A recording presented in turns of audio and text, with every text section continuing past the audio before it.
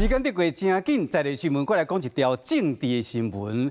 因应着大罢免的情势，国民党的主席朱立伦伊想出一步，伊讲要实施这个爱国者行动，就咧要求全党进入这个战斗模式，更加特别点名，这个四大直辖市市长爱做指挥官，全力的防守。就咧讲已经见面的桃园市长张善政以外，台北市长蒋万安嘛表示讲，已经甲主席约好时间要见面。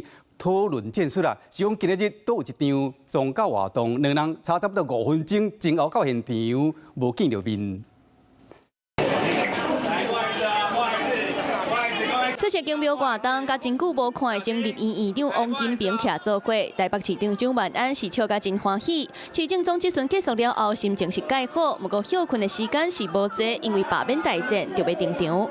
初选的行程吗，市长？都约好时间了，对，所以我们就会见面谈很多议题哈。是欧洲之前就会见面吗？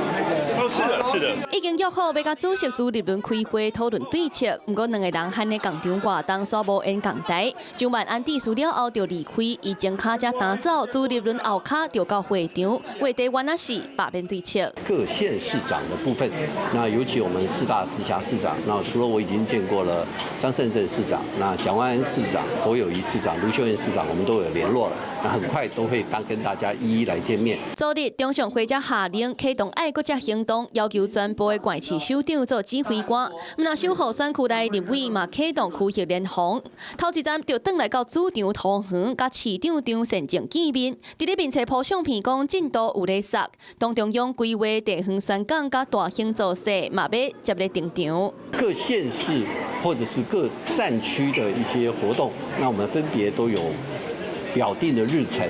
那最重要的一件事情就是全党动起来，大家团结一致，全面进入战斗模式，为地方守护到区域联防，搁到全国大造势。国民党的反罢3步骤正式开始。Hello， 我是蒋欣梅。想要抢先掌握最及时的新闻资讯吗？赶快订阅、按赞、开启小铃铛，锁定华视新闻 YouTube 频道。